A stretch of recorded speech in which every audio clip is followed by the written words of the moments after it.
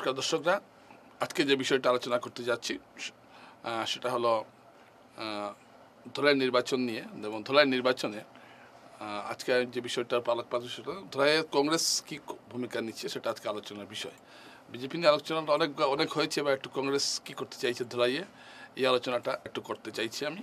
এবং তার আগে অনুরোধ যে আপনারা যারা ভিডিওটি দেখছেন, যারা ইউটিউবে দেখছেন, তারা ভিডিওটি সাবস্ক্রাইব করবেন, অন্যকেও সাবস্ক্রাইব করতে বলবেন, এবং যারা ফেসবুকে দেখছেন তারা অবশ্যই শেয়ার করবেন, কমেন্ট করবেন, লাইক করবেন, এবং বেশি বেশি করে শেয়ার করবেন। ধলাইয়ে এবার কংগ্রেস কি পরিস্থিতিতে আছে এটা একটু আলোচনা করে নিচ্ছি। কারণ আপনারা জানেন যে ধলাইয়ের উপনির্বাচন হবে আর এক মাসের ভিতরে, বা সেপ্টেম্বর মাসেই ধলাইয়ের উপনির্বাচন হবে। বিজেপি নিয়ে আমি অনেক আলোচনা করেছি, গতকালও বিজেপি নিয়ে আলোচনা, কংগ্রেসকে নিয়ে একটু আলোচনা করছি। দেখুন, ধলাইয়ে কংগ্রেস, ধলাইয়ে এমন একটা আসন, এটা পুরোপুরি হিন্দু সংখ্যাগরিষ্ঠ আসন আজকে থেকে নয়, এবং তফসিল সংরক্ষিত আসন। এবং এই ধলাই আসনে নির্বাচনের প্রতিদ্বন্দ্বিতা করার ক্ষেত্রে যদি আমরা 1991 সালের আগে এখানে কংগ্রেস বরাবর এখানে জিতে আসছে। একবার ইন্দিরা কংগ্রেস জয়লাভ করেছিল, একবার 78 ইন্দিরা কংগ্রেস, তারপর 83-তে শিশির দাস জিতেছিলেন। তারপর 1991 সালে এখানে রাম মন্দিরের হাওয়া এখানে বিজেপি জয়লাভ করে। তারপর থেকে বিজেপি ধলাই একটা শক্ত দল হিসাবে আত্মপ্রকাশ করেছিল। এবং এর পিছনে পরিমল শুক্লবৈদ্যের অনেক কৃতিত্ব রয়েছে, এটা অস্বীকার করার কোনো উপায় নেই। পরিমল শুক্লবৈদ্য 1991 সালে জয়ী হয়েছিলেন, 96 সালে আবার তিনি হেরে যান। তারপর আবার 2001 সালের নির্বাচনে তিনি জয়ী হন, তারপর 2006 সালে তিনি জয়ী হন। আবার 2011 সালে হেরে যান, 2016 সালে আবার জয়ী হয়েছেন, 2021 সালে জয়ী হয়েছেন। এখন তো সাংসদ হওয়ায় তিনি আসনটি ছাড়ছেন। অর্থাৎ ধলাইয়ে কিন্তু কংগ্রেস কিন্তু বরাবরই একটা প্রতিদ্বন্দ্বিতা ছিল, এটা ঘটনা। ধলাইয়ে এবার যে ধলাইয়ে নির্বাচনটা হচ্ছে, এটা হচ্ছে পুরনো ডিলিমিটেশনে। কংগ্রেস গতবার এই আসনে প্রায় 20,000 ভোটে হেরেছিল গত বছর, কিন্তু কংগ্রেস প্রায় 61,000 ভোট পেয়েছিল গত বিধানসভা নির্বাচনে, এবং পরিমল শুক্লবৈদ্য 84,000 ভোট পেয়েছিলেন, 85,000-এর মতো ভোট পেয়েছিলেন। এবং তার মানে কংগ্রেস এখানে একটা গতবারের ব্যবধানটা কিন্তু কংগ্রেস আগেরবার চেয়ে কমিয়ে দিয়েছিল। পরিমল শুক্লবৈদ্য 2016 সালে যে ব্যবধানে জিতেছিলেন, 2021 সালে কিন্তু সেই ব্যবধানে জিততে পারেননি। তো ধলাইয়ে যদি আপনারা নির্বাচনের যে চিত্রটা দেখতে চান, ধলাইয়ে অনেকগুলো সমীকরণ কাজ করে। আগে ধলাইয়ে একটা ভাষিক সমীকরণ কাজ করত, এটার জন্য অনেকবার কংগ্রেস হেরেছে। পরিমল শুক্লবৈদ্য অনেকবার জয়ী হয়েছেন এই ভাষিক সমীকরণের জন্য, কিন্তু এবার কিন্তু এরকম পরিস্থিতি নেই ধলাইয়ে। তো ধলাইয়ে এবার কংগ্রেসের প্রার্থীর দাবিদার যারা ছিলেন, যেমন ধ্রুবজ্যোতি পুরকায়স্থ আছেন, হীরক দাস রয়েছেন দাবিদার কংগ্রেসের। কিন্তু আমরা যদি প্রচারের দিকটা যদি আমরা দেখতে চাই, তাহলে গত কয়েকদিন থেকে দেখা যাচ্ছে ধ্রুবজ্যোতি পুরকায়স্থ ব্যাপক হারে প্রচার করছেন, এবং কংগ্রেসের অনেকেই বলছেন তিনি নাকি কংগ্রেসের টিকিট পেয়ে যাবেন।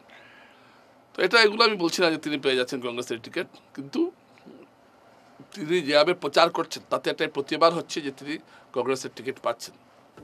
ধ্রুবজ্যোতি পুরকায়স্থ এবং কংগ্রেস এখানে এবার প্রথম লক্ষ্য করলাম ধলাইয়ে কংগ্রেস জায়গায় জায়গায় তাদের বিভিন্ন মণ্ডল কমিটিগুলো, তাদের গ্রাম পঞ্চায়েতকে মণ্ডল বলা হয়, সেই মণ্ডল কমিটিগুলো গঠন করছে। অর্থাৎ কংগ্রেস এবার এই নির্বাচনে বেশ আটঘাট বেঁধে লড়াই করছে, এটা বলার অপেক্ষা রাখে না। এবং ধ্রুবজ্যোতি পুরকায়স্থকে প্রার্থী করা হচ্ছে এরকম একটা প্রচার কিন্তু চলছে, এবং ধ্রুবজ্যোতি নিজেও বারবার বলছেন যে তিনি প্রার্থী হচ্ছেন, এবং অনেক দলীয় সভায়ও তাকে দেখা যাচ্ছে। কিন্তু এত কিছু করার পর কি কংগ্রেস বিজেপির সঙ্গে এই আসনে লড়াই করতে পারবে? দর্শকরা, এখানে আপনাদের দুটো কথা বুঝতে হবে। এবারে যে লড়াইটা হচ্ছে, এবার যে লড়াইটা ধলাইয়ে হচ্ছে, সেটা হচ্ছে বিজেপির প্রার্থীর উপর কংগ্রেসের কোন প্রার্থী হলেন সেটা বড় কথা নয়, বিজেপির প্রার্থী কী হবে এটার উপর কিন্তু কংগ্রেসের জেতাহারা নির্ভর করছে। যদিও উপনির্বাচন এখানে শাসক দলের জয়ী হওয়ার সম্ভাবনাটাই বেশি, কিন্তু তারপরও ধলাইয়ে এখন কিন্তু একটা প্রতিষ্ঠান বিরোধী হাওয়া কিন্তু ধলাইয়ে চলছে। আমি তো প্রায় যাওয়া আসা করছি, ধলাইয়ে কিন্তু এমন নয় যে মানুষ একচেটিয়াভাবে অন্যবারের মতো হিন্দুরা গিয়ে বিজেপিকে ভোট দেবে, এরকম পরিস্থিতি কিন্তু এবার ধলাইয়ে নেই। যদিও বর্জালাঙ্গা ব্লকে আছে এটা, ধলাইকে বুঝতে গেলে আপনার যে বর্জালাঙ্গা ব্লকের ভোটের প্রবণতাটা, বর্জালাঙ্গা ব্লক বিজেপি বরাবরই ভালো ভোট পায়। এবারও যে লোকসভা নির্বাচন গেছে বর্জালাঙ্গা ব্লকেই প্রায় 25,000 লিড নিয়েছিলেন পরিমল শুক্লবৈদ্য, কিন্তু লোকসভা ভোটের সঙ্গে বিধানসভাকে মেলালে চলবে না, একটা প্রতিষ্ঠান বিরোধী হাওয়া কিন্তু এখানে রয়েছে। এখন মনে করুন বিজেপি এখানে প্রার্থী করলো অমিয়কান্তি দাসকে, তখন কি হবে, পরিমল শুক্লবৈদ্যর অনুগামী যারা আছেন তারা ঠিক মন লাগিয়ে কাজ করবেন না, এটা ঘটনা। এবং এই যে তাদের যে একটা, এবং তাদের ভেতরে ভেতরে এবং অনেকেরই একটা তখন চেষ্টা থাকবে যাতে কংগ্রেসকে সুবিধা করে দেওয়া যায়। একইভাবে যদি ধরুন নিহারকান্তি দাসকে যদি প্রার্থী করা হয়, তাহলে কি হবে, তাহলে অমিয়কান্তি দাস অনুগামীরা খুব একটা কাজ করবেন না।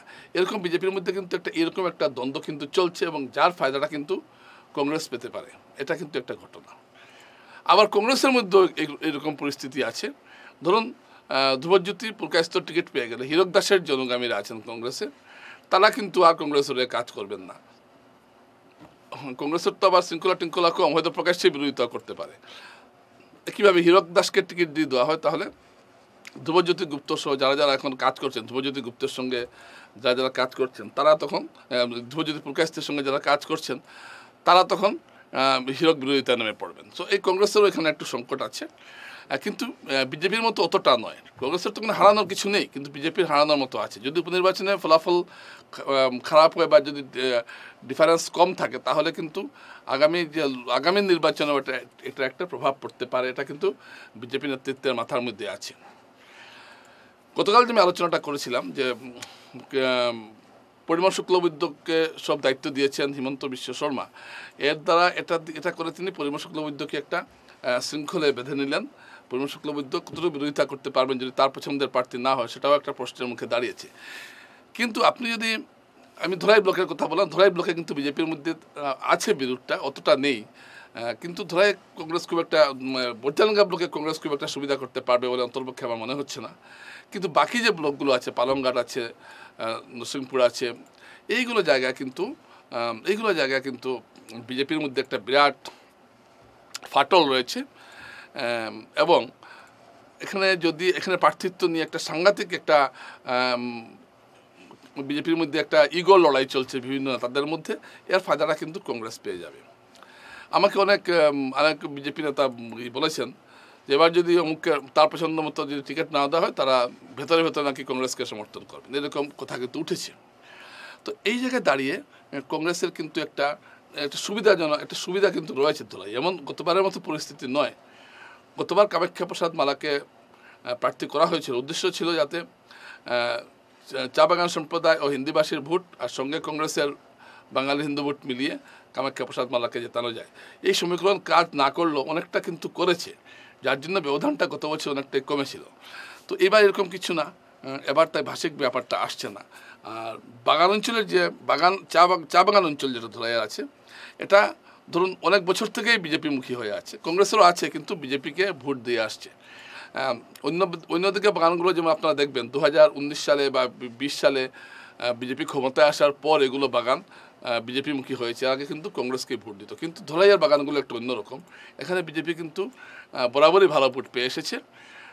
কোনো সময় কংগ্রেস থেকে বেশি পেয়েছে, কোনো সময় কংগ্রেসের সমান ভোট পেয়েছে, আর ক্ষমতা আসার পর তো এটা 90% চলে গেছে। সুতরাং বিজেপির যে চা বাগান ভোটটা, এটাতে খুব একটা ভাঙন ধরবে এমন মনে হচ্ছে না।